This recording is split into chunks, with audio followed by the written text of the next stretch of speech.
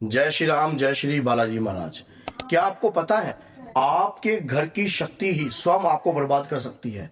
अगर आप इस प्रकार की गलतियां करते हो तो शक्ति आपको बर्बाद कर देगी। शक्ति के मद में बहुत सारे लोग बर्बाद हो जाते हैं। और अगर शक्ति का दुरुपयोग किया जाए और उसे गलत प्रकार की क्रियाओं में लगाया जाए, अब कैसे आज इस वीडियो के माध्यम से आपको पता लग जाएगा। अगर आपके शरीर पर कोई शक्ति आ रही है, आपके देवता की है, आपकी कुल देवी की है या आपके इष्ट देव की है, तो वो आपको बर्बाद भी कर सकती है अगर आप इस प्रकार की गलतियां करते हो। सारी डिटेल आपको इस वीडियो में मिलेगी। वीडियो के एंड तक बने रहना, कोई पार्ट मिस मत करना, चैनल को सब्सक्राइब करना ताकि और भी अच्छी से अच्छी वीडियो आप तक पहुंच सके। क्या होता है कि शक्ति कभी व्यक्तिगत विशेष के लिए नहीं होती है, जन के कल्याण के लिए होती है। लेकिन कुछ अल्पसंख्यक व्यक्ति जो होते हैं वो इस प्रकार का कार्य करते हैं, शक्ति का दुरुपयोग किस प्रकार का। जैसे हमारे शरीर पर कोई पितृ की शक्ति आ रही है, तो पितृ की शक्ति आ गई है हमारे शरीर पर और वो पितृ की शक्ति आकर आपकी भक्ति पूजा पाठ के माध्यम से आपके जीवन को बनाने के लिए नहीं आई है, वो आपको एक मार्गदर्शन दिखाने आई है कि इस प्रकार से भी आपका जीवन संवर सकता है, इस प्रकार से भी आपकी लाइफ में चेंजिंग आ सकती है। लेकिन व्यक्ति क्या करता है, अपने खुद के स्वार्थ के लालच में पड़ जाता है। स्वार्थ के लालच में कैसे कि उससे डिमांड रखने लग जाता है कि मेरे घर में कितनी शक्तियां हैं, किसी ने मेरे ऊपर तंत्र तो नहीं किया है। और वो यहाँ तक कि वो ऐसी सी बातें करता है कि मुझे क्या, मैं अमीर हो सकता हूँ क्या, अगर अमीर हो सकता हूं तो क्या मुझे धन की प्राप्ति करने के लिए क्या क्या कार्य करना चाहिए, कैसे मेरे पास धन अर्जित हो सकता है। देखिए, जब कोई भी परमात्मा की कृपा होती है या हमारे ऊपर कोई भी कृपा आती है, वो हमें स्वयं अमीर नहीं बनाती है, वो हमें बुद्धि और विवेक देती है। और जब हमारी बुद्धि और विवेक में हम अपनी शक्ति को, मान लीजिए आप हनुमान जी की पूजा कर रहे हो और हनुमान जी के दूत वीर आपके शरीर पर आने लगे। आपके परिवार में कोई रामचंद्र नाम का व्यक्ति था, उसने हनुमान जी की अटूट भक्ति करी थी और अपने 60 साल दादा वीर बजरंगी के चरणों में समर्पित कर दिए। अब वो परिवार में किसी भी एक पोते के ऊपर आने लगे तो जय जय सिया राम, जय जय सिया राम। अब आपको कुछ अनुभव होते हैं, अनुभव आपको नहीं होते। जब वो शक्ति आपके शरीर पर है तो आपको वो अनुभव करवाती है कई प्रकार के।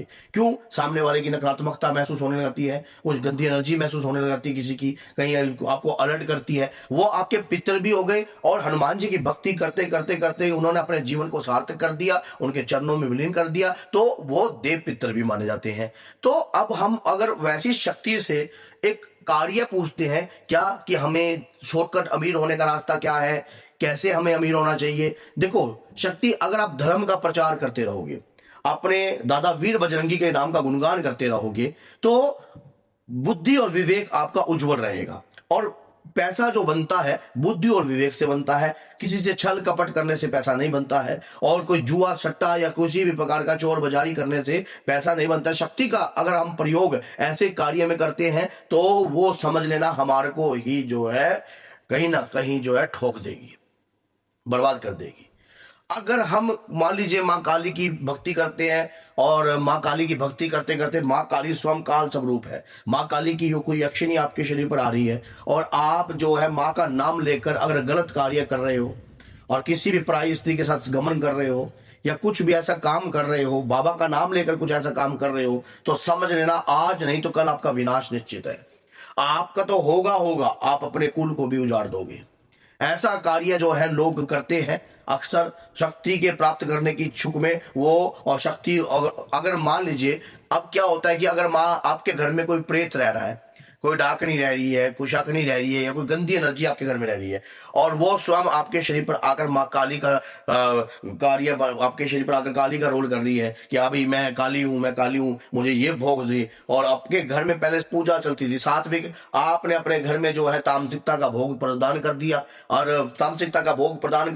और दारू की बोतलें चलवा दी, सारा कुछ कर दिया, ऐसा भोग आप करने देने लग गए और शमशान काली के पूजन आपके घर में जो है चालू कर दिया। घर सात्विक, तो एक तो पितृ जो है वो उनकी नहीं चलेगी बिल्कुल भी, और जब उनकी नहीं चलेगी और जो आपकी कुल देवी भी सात्विक थी, आपके घर में तामसिकता का भोग था ही नहीं और आपने ऐसा भोग देकर जो है ऐसी शक्तियों को घर में जगा दिया जो अगर आप उन्हें छोड़ते हो तो उसके बाद भी आपका कुंडा जो है पक्का निश्चित है, क्योंकि वो वैसा भोग मांगेंगी। अगर आप वैसा भोग नहीं दोगे तो वो उग्रता रूप में रहती हैं। तो शक्ति के मद में कई लोग पागल हुए हैं। शक्ति के मद में रावण भी पागल हुआ था, शक्ति का अहंकार उसे प्राप्त हो गया था कि मैं राम जी से भिड़ने जा रहा हूं और राम जी को मैं प्राप्त करूंगा। लेकिन सत्य हमेशा विजयी रहता है, ये बात याद रख लेना। उसने माया का भी छल किया, माही रावण भी पागल हो गया था शक्ति के मध्य में, हनुमान जी से भिड़ बैठा तो अपना विनाश कर बैठा। तो हमेशा ये पहली बात तो सात्विक देवता की पूजा आपके घर में होनी चाहिए।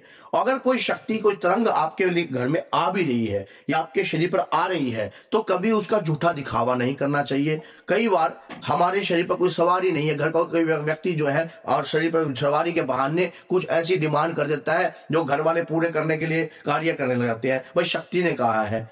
ये ऐसा काम कभी नहीं करना चाहिए। कई लोग ऐसा कार्य भी कर देते हैं, तो समझ लेना आप अपने परिवार को खुद खराब कर रहे हो, अपना विनाश खुद कर रहे हो। और हमेशा जब कोई तरंग आपके शरीर पर आएगी या कोई ऊर्जा आपके शरीर पर आएगी, वो स्वयं तुम्हें बनाएगी।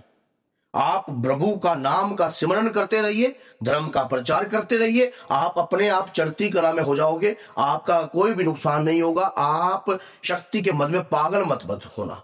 अगर शक्ति के मद में पागल हो जाते हैं, भाई ये मानो मेरे शरीर पर हनुमान जी आ गया, अब हनुमान जी तो मेरे शरीर पर आ रहे हैं और आप हनुमान जी मेरे अमीर बनाएंगे। कई लोग आपने देखा होगा मूवी हनुमान जी जैसा करके बैठ जाते हैं, वो सब जो है गलत करते हैं। ऐसा कुछ नहीं होता है। जब तरंग शरीर पर होती है वो अपनी नियत से काम करती है। और प्रभु के नाम का अगर आपके हृदय में सिमरन कितना है, आपके यहाँ कितनी धड़क है प्रभु के प्रति, कितना समर्पण आपका प्रभु के प्रति है, बस बाबा के दूत और वीर क्या देखेंगे। अगर वो आपके शरीर पर आते भी हैं वो क्या देखेंगे, आपका धड़कन कितनी धड़क रही है प्रभु के प्रति। बस अगर ये धड़कन सच्ची है तो आपके घर में दाल, आटा, चीनी, आपके बच्चों की रक्षा, आपके कारोबार की रक्षा उनका कर्तव्य बन जाता है। वो आपको मांगने की आवश्यकता नहीं पड़ती है। आप सिर्फ धर्म का प्रचार करते रहिए, लोगों को प्रेरित करते रहिए कि हनुमान चालीसा का पाठ कीजिए, माँ दुर्गा की पूजा करना शुरू कीजिए। जैसे जैसे आप इस प्रकार की अपनी जिह्वा को हिलाओगे, कुछ बोलना शुरू करोगे, मार्गदर्शन दिखाना शुरू करोगे, तो शक्ति आपके शरीर पर रहकर ऊर्जावान होने लग जाती है। अब जैसे पहले आपको अष्टमी की वैल्यू का नहीं पता था, आपको पूर्णिमा की वैल्यू का नहीं पता था, अब आप पूर्णिमा पर शक्ति के प्रति जो है हवन प्रक्रिया करते हो, कुछ ऐसी माला करते हो, कुछ नया कार्य करने की सोचते हो, तो शक्ति भी जो आपके घर में रह रही है वो भी आपको देखती है, भापती है।